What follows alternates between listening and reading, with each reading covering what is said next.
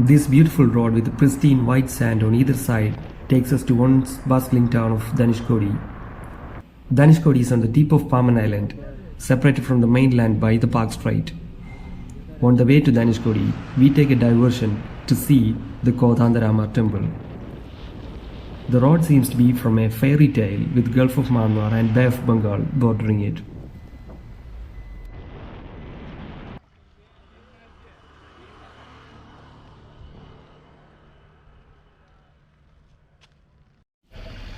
This temple is estimated to have been constructed around 1000 years ago.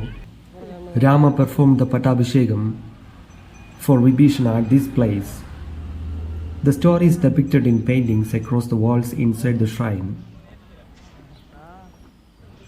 When Dhanushkodi was severely affected by the 1964 Rameshwaram cyclone, this temple was the only structure that survived. Swami Vivekananda is said to have visited this place after his historical trip to Chicago.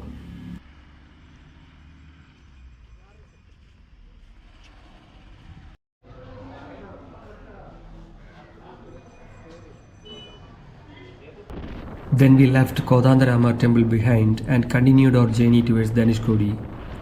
It's amazing to see how calm the sea is on either side. While almost 5 decades ago it shows its might and wiped out a whole society from the face of earth forever. This road is a rider's paradise, as you see 9 kilometers road stretching endlessly. Then we reached Arichalmunam, the last point of India. Here the national monument awaits us, symbolizing the last point of India. It is here in this point where Indian Ocean meets Bay of Bengal. Here Bay of Bengal merges with the Indian Ocean and forms a peculiar bluish-green color. There is huge undercurrent going on here which does not allow visitors to get into the sea. Far across the distant horizon lies the historic Sri Lankan town of Talaimanar. It is amazing to think that Sri Lanka is just a look away from here.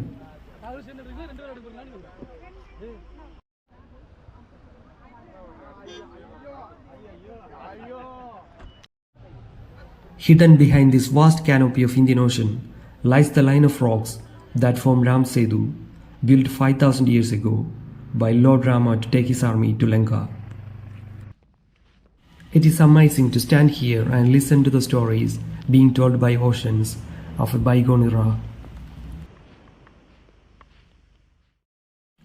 We left Arichalmunam and returned to Dhanushkodi town.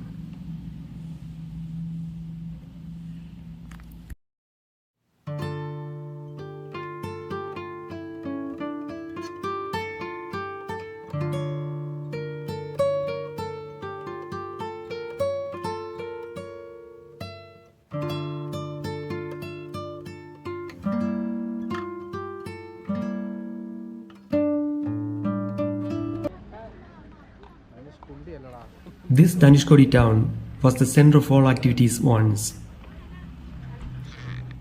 We can see a lot of seafood restaurants and souvenir shops across the road. As we walk past the souvenir shop, we get glimpses of the old church.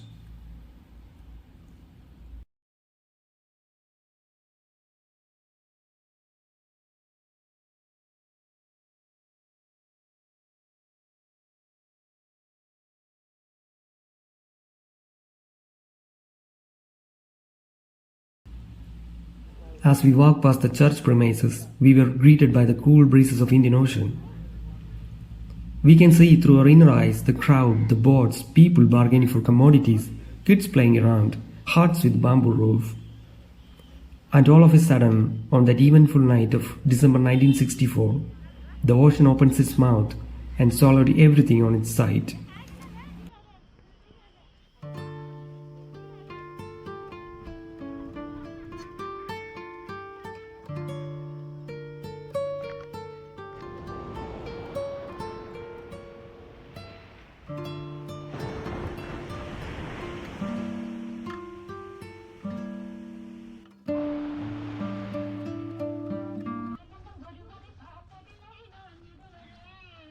Walk through the corridor between the souvenir shops and you will reach the old church.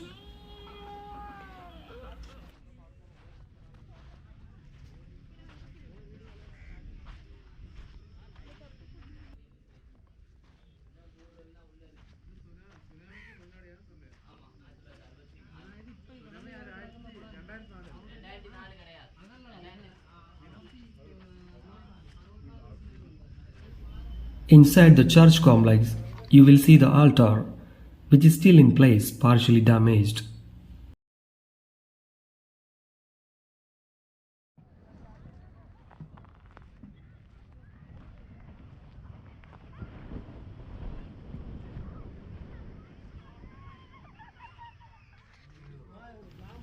Enter the souvenir shops and you will find a wide variety of items which you can take home at a bargain. These store owners are the family or the bloodline of those who lost their life in that eventful night.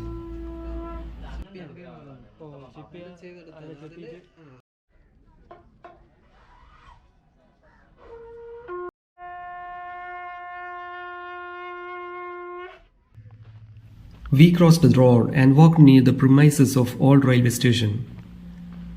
This was the last railway station of India once.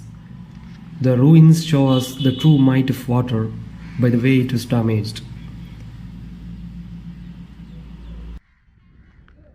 The signs and location of the old temple are shown here in posters.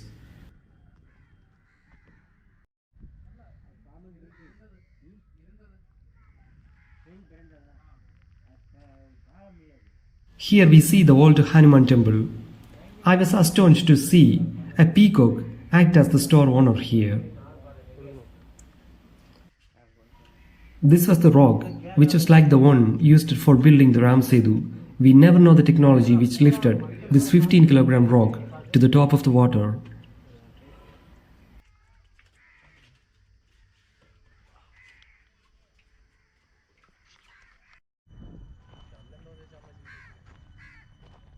We walked through what is left by the sea. The railway station, which was demolished, destroyed by the mighty waves, stands as a symbol of how weak we are against the forces of nature.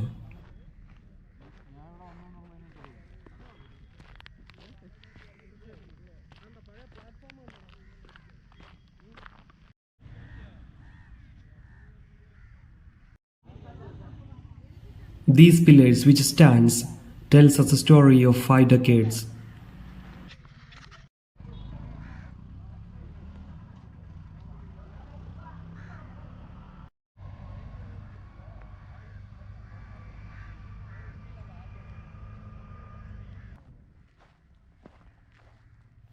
By evening we left Dhanushkodi behind, knowing how small we humans are against the mighty forces of nature. We can hope this beautiful town will be back to life sometime soon. Though the people in Rameshwaram and railway engineers speak about constructing a new rail bridge and the life that is gone, nature has left its indelible mark here.